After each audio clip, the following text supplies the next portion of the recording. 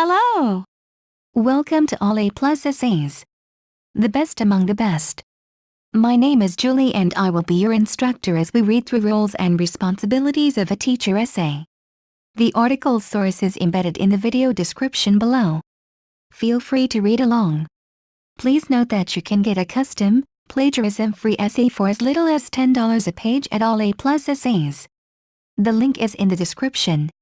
The role and responsibility of the teacher is a complex one. Unregistered trademark cited, Wilson, 2008, pages 4. I agree to this as they are hard to define and all roles and responsibilities are different depending on which subject you are teaching and the age of the learners.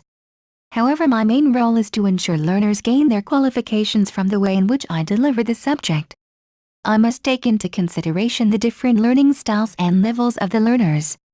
Teaching and learning should be a structured process. Unregistered trademark cited by Wilson, Practical Teaching: A Guide to PTLLS and DTLLS, 2008, pages 15, which leads to the teaching and learning cycle, and the first stage that I will address is identifying the needs of the learners. To find out how I would do this in my area of teaching, I discussed with my mentor how the initial assessment process is carried out, and to begin it involves interviewing each of the learners to discuss their current skills and experiences to ensure they are applying for the correct course. Then once enrolled onto the course, all the full-time students must then complete a diagnostic test, which will give results containing information regarding their key skills level and individual learning styles. I will use Fleming's 2005 4 styles of learning to discover this which is appropriate for my teaching subject. This will help me identify any learning barriers and prepare individual learning plans for students who may need extra support or training, which will give them their own individual targets to help me plan a lesson. To do this, I will firstly identify what the topic is about and plan my resources and materials, ensuring I complete any risk assessments beforehand if using certain equipment.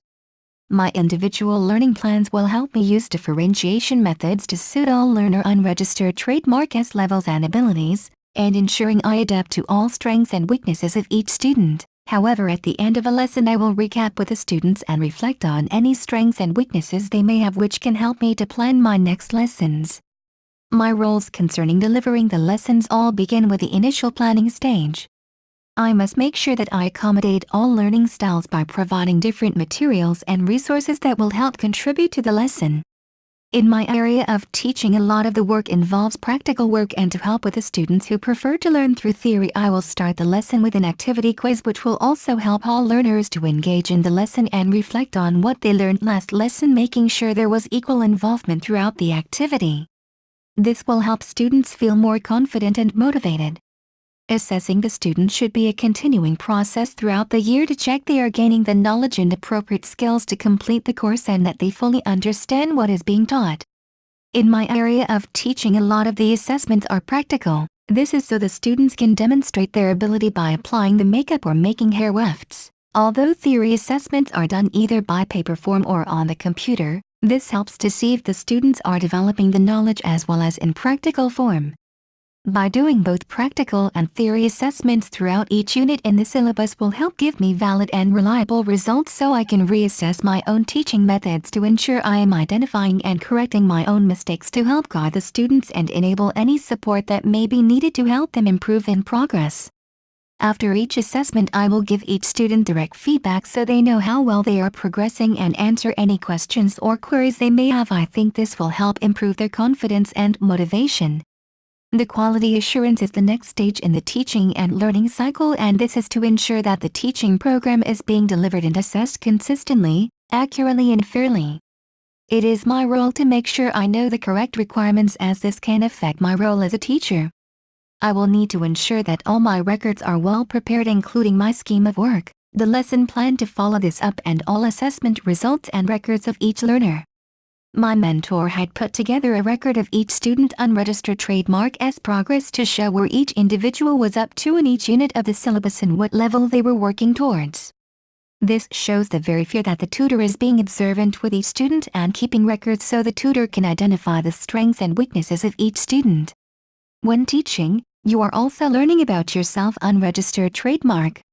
Gravels, 2012, pages 135. At the end of the day, it is every teacher's responsibility to evaluate their lesson and reflect on what parts of the lesson were successful and help the students learn, taking into consideration their opinions. In my subject area, I will reflect a lot on the lessons I teach at all times, as it involves a lot of practical, but to ensure every student has a variety of learning, I will evaluate any theory work I have incorporated into the lesson. To discover what skills I need to develop more to improve my subject knowledge and how to portray this to the students, it is my role to continue my professional development.